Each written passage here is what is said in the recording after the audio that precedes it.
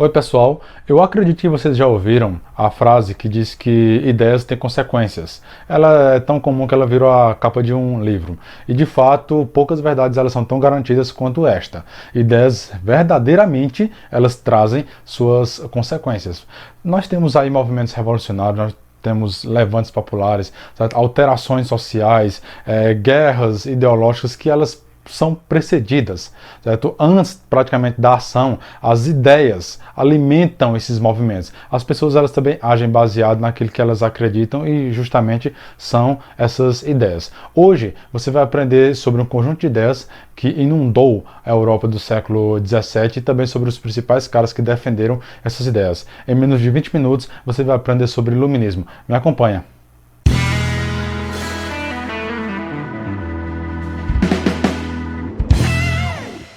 Iluminismo, século das luzes, o tempo das ilustrações, são temas que você vai encontrar aí sobre esse período que praticamente aí remonta, inicia-se no século XVII, com uma observação importante, pessoal. Necessariamente não é a França que gera as ideias iluministas, certo? Não são os franceses. Algumas dessas ideias elas já eram recorrentes na Inglaterra, então para nós sermos bem concisos com relação a isso, uma vez que o assunto ele tem uma certa riqueza de detalhes, é preciso entender também que o movimento iluminista, ele é um movimento que ele se pauta tanto em propaganda como em propagação.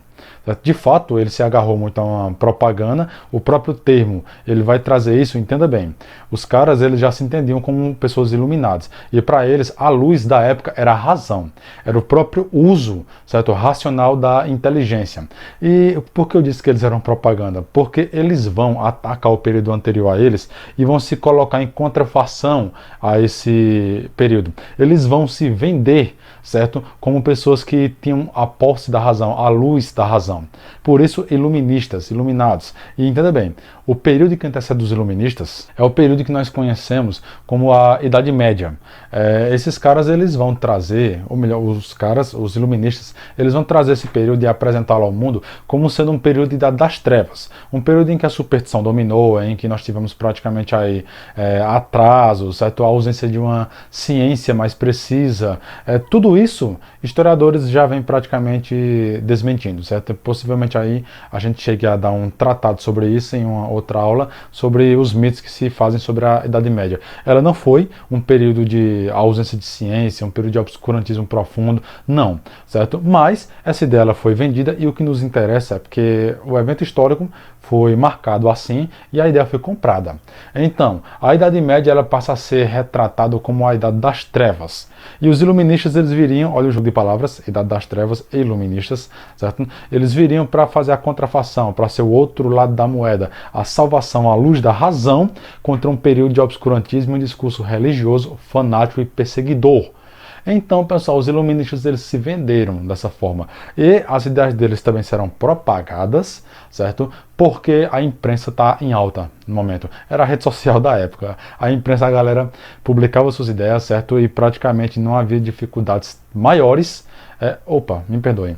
Havia uma certa censura até pela Igreja Católica, certo? O discurso dela era contra isso. Vamos lembrar que nós temos aí o índex proibitório, né, da Reforma Protestante, que ela ainda estava em atuação. Então, galera, nós temos um problema. Essas ideias elas serão propagadas mesmo com a censura, mas elas serão. E geralmente uma coisa quando ela é censurada, aumenta-se o gosto por querer saber qual é a razão daquela censura. As pessoas procuravam. As ideias iluministas elas vão percorrer a Europa. Já dá para nós entendermos algumas características desse movimento que de tanta propagação dominou, certo, a Europa. Primeiro, ele é um movimento de teor intelectual. Certo? Então, assim, ele será pautado em críticas que vão se usar da razão e um grupo de pessoas que, com conhecimento notável são eles que serão os grandes baluartes, certo? Do movimento iluminista. A primeira característica é que ele é um movimento de teor intelectual. A segunda é que ele é burguês. A maioria daquela galera, certo, que estava lá eram pessoas que eles já estavam cansados, certo, da inércia do estamento social. da parada social com relação às classes. Deixa eu tentar ser um pouco mais simples nas palavras. Essa galerinha, os burgueses, eles estavam cansados praticamente do fato de que a sociedade da época ela era dividida no discurso do antigo regime.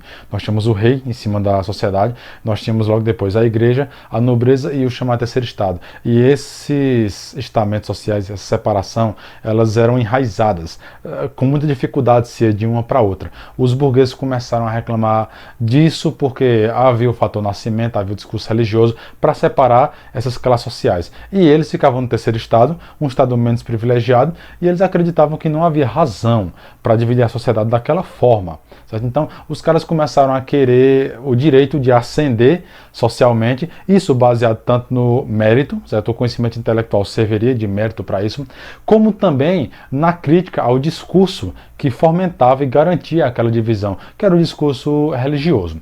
Então, pessoal, esses caras, já que o movimento era intelectual, geralmente era a burguesia que tinha condições financeiras de ter algum estudo e de ter também livros, certo? O poder financeiro para comprar e estudar essas ideias. Então, serão os burgueses, os caras que vão alimentar o movimento iluminista.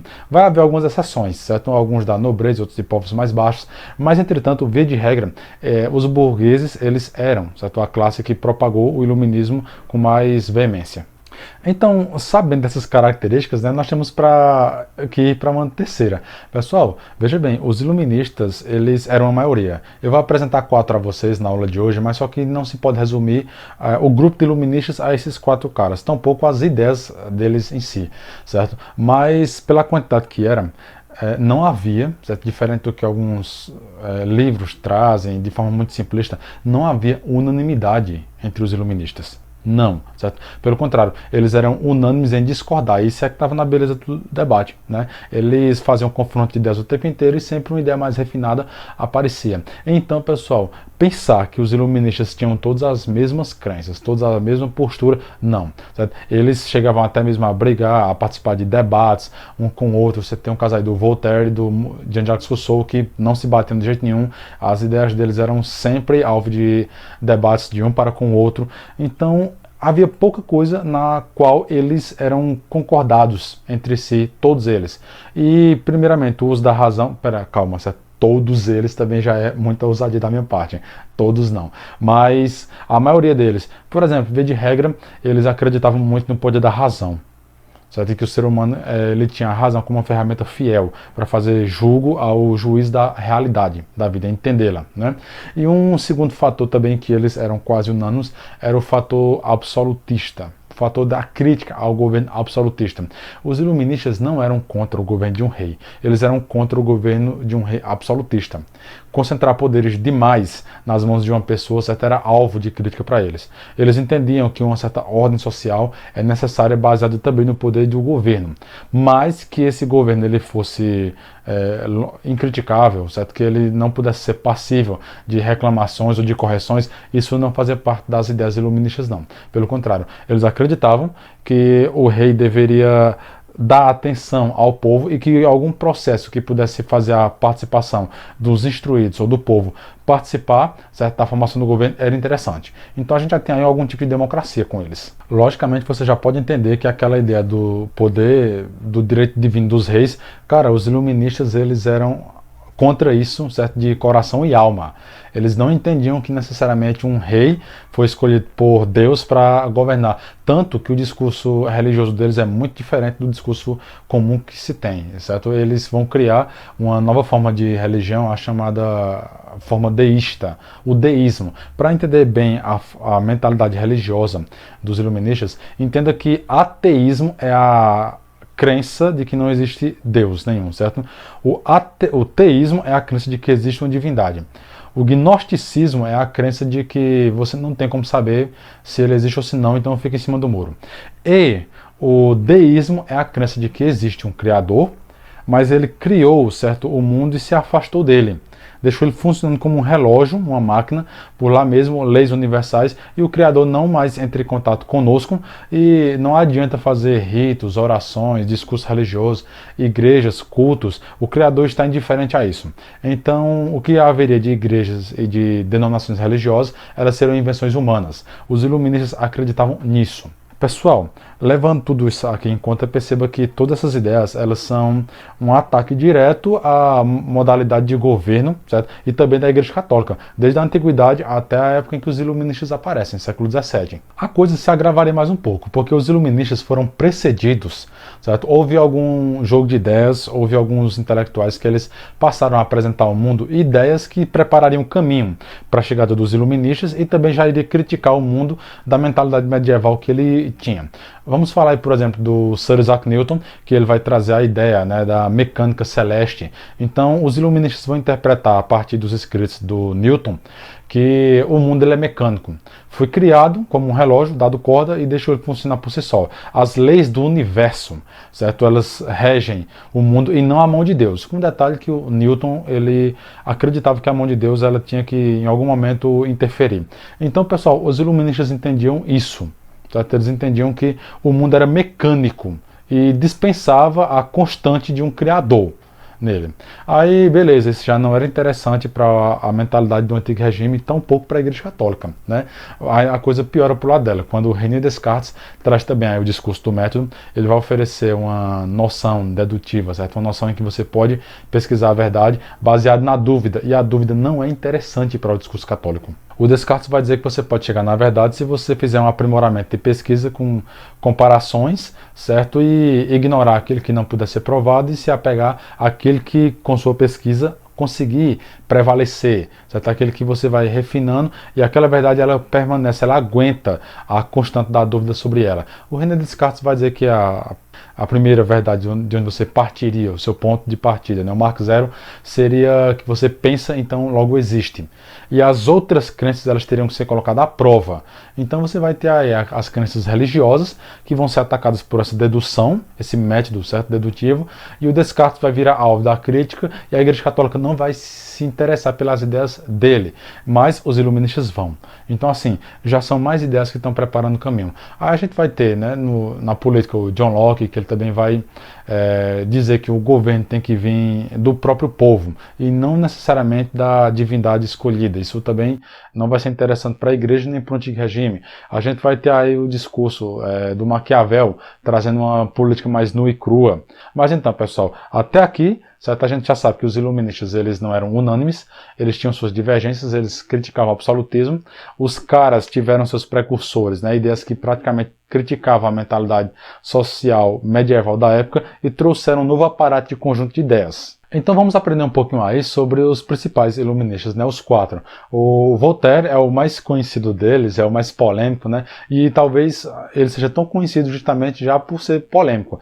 Ele vai escrever o Tratado sobre a Tolerância, era um cara que ele fazia críticas ao absolutismo e defendia veementemente, certo, a liberdade de expressão.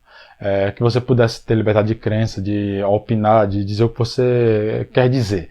O Voltaire era um cara extremamente polêmico, certo? Ele chamou a Igreja Católica de infame na época, então assim, isso reverberou, né? Deu uma certa visibilidade ao cara.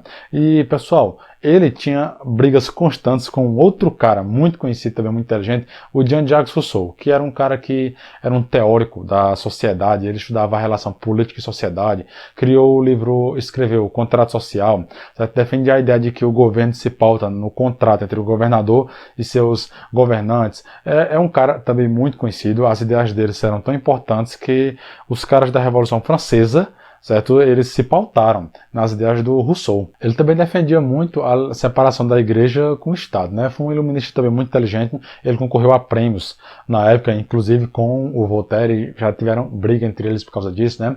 Mas também temos um outro aí, o Diderot, né? O Diderot, pessoal, essas palavras que eu digo para vocês, em francês, elas são... Meu inglês é ruim, certo? Então... Diderot, né? O Diderot é um cara que ele ficou conhecido também por ser muito polêmico, ele era extremamente sarcástico, certo? Muito sarcástico mesmo, e compilou a enciclopédia, um livro que tentou catalogar o conhecimento em forma de dicionário, dando significado dos verbetes, certo? Das palavras lá. Foi uma obra de um empreendedorismo gigantesco. O camarada ganhou certa visibilidade também por isso, E defendia também o ensino racional nas escolas, a separação do discurso religioso, certo, do discurso científico racional. Pessoal, o quarto iluminista é praticamente aí o meu favorito, o Montesquieu, certo? O camarada era de uma inteligência também incrível. Ele escreveu um livro chamado O Espírito das Leis. Esse livro ele defende a ideia de que a lei ela pode caducar, então ela tem que acompanhar o próprio espírito, a própria vida social, ela tem que servir, certo, à sociedade. Então, conforme a sociedade muda, as leis também têm que se mudarem para entrarem na noção da sociedade, daquilo que ela é, daquilo que ela espelha. O Montesquieu não era em si tão burguês, ele era um cara da nobresia, mas que entrou para o time, certo? Fazia críticas sociais também muito severas. Nós temos uma herança prática dele hoje, a divisão dos três poderes, executivo, legislativo e judiciário. É uma ideia contribuída, não foi ele que originou em si, né? Aristóteles já falava sobre essa divisão, mas o Montesquieu deu um aperfeiçoamento a ela na prática tremenda, certo? Então é um cara fantástico, as ideias dele são boas de se ler, e o cara fecha, certo, os 4 cavaleiros do Apocalipse mais conhecidos aí do iluminismo. Pessoal, tenho que repetir, né, de que eles não são os últimos 4, certo? Haveria bem mais iluministas do que eles aí, só que esses 4 aqui geralmente são os mais cobrados no vestibular e são os mais abordados nos livros didáticos, então a gente se apega um pouquinho a eles mais. Agora, galera, esses 4 caras, eles difundiram as ideias, né, a Europa começou a ser conhecedora das ideias iluministas e isso teve reflexos. A gente pode falar tanto que o próprio ensino ele começou a ganhar um espaço mais racional. Nós podemos ver também que a economia ela vai sofrer influência iluminista. Havia também pessoas iluministas na área da economia. Nós vamos ter uma escola econômica, a fisiocracia, né, do François Quesnay, o cara que defendia que a terra era a fonte da riqueza. Saindo dessa escola também teremos o Adam Smith, né, o cara que ele é o considerado pai do liberalismo econômico. Ele acreditava que quanto mais liberdade de mercado, certo, mais saúde social haveria. Isso, de fato, ganhou alguma visibilidade e alguma realidade, certo? Mescla-se muito hoje de práticas sociais com práticas liberais em boa parte dos países e parece que tem dado certo. Nós não temos nenhum país com 100% de liberalismo, certo? Não temos. Mas o Adam Smith, o cara defendia que o próprio mercado ele se autorregula, dependendo do que se procura e do que se produz para a demanda, né, oferta e demanda. Então a população procuraria o produto e o mercado ofereceria. Se o produto for bem procurado, então o preço dele vai aumentar. Se ele não for procurado, ele vai cair. Seria a lei de regulagem, certo? E o mercado teria um tipo de mão invisível controlando ele, que é somente uma conjecturação, né? Seria a própria regulagem do mercado. A principal obra dele é A Riqueza das Nações, onde ele acredita que a especialização, a divisão do trabalho, possa acelerar, certo? O processo seria a especialização de cada trabalhador e que a própria fonte de riqueza é o trabalho e não a terra, né? Como a base fisiocrata da época acreditava. Os escritos dele, olha que ele não era praticamente um economista, ele era um filósofo da moral, certo? Mas o escrito dele ganha muito espaço, ganha muita visibilidade e as ideias dele são aplicadas por boa parte dos países, certo? Como eu falei, não na totalidade. Nós não temos nenhum país 100% liberal na economia, mas praticamente se segue muito o que ele ensinou. Uma característica final interessante, né, sobre a própria influência do iluminismo é o fato de que alguns governantes eles também começaram a abraçar as ideias iluministas. Veja bem, logo depois que o iluminismo ele ganha certo espaço na Europa, alguns reis eles vieram ou de bom grado ou então com medo da nova modernidade que se chegava, né, de levantes populares, mas o fato, alguns desses líderes governantes, como o Marquês de Pombal, Carlos III, a Catarina, acho que a Catarina II, essa galera, certo, eles começaram a abraçar as ideias iluministas e aplicar boa parte deles. Logicamente, eles não se desfizeram do poder. Eles, mesmo no seu poder, certo, que ainda permanecia muito nas mãos dos reis, um poder absolutista, eles aplicaram as ideias iluministas. Esses caras, eles ficaram conhecidos como déspotas esclarecidos. Desde ideias abertura de escolas com ensino racional, separação da igreja e do Estado, certo? Mais limitação do próprio poder dele, mais participação popular do povo. Essa galera aplicou alguma coisa. E eles permaneceram reis. eles permaneceram governadores com muita força, mas eles eram esclarecidos, certo? Eles eram iluministas, déspotas esclarecidos. Para você ter uma ideia de como o iluminismo ele foi influente na Europa. Tanto que nós temos ainda muita da herança dele, né? Nós somos supervalorizadores da razão. O nosso discurso de civilizacional, de uma cultura, certo? Superior a outra, também é uma herança iluminista. Eles vão trazer para nós a ideia de civilização, certo? É uns caras que vão se apegar muito ao discurso científico também, o enfraquecimento da igreja também vem em parte pelo discurso dele. Então, assim, criou-se uma conjuntura na Idade Moderna e as ideias iluministas elas vão influenciar tanto na economia, como na política, como na própria ideia e na prática social. Certo, pessoal? Vocês acabaram de assistir Iluminismo, eu espero que tenham compreendido aí. Deixa tua curtida, deixa teu comentário, compartilha aí e se inscreve no canal. Eu agradeço, até a próxima aula.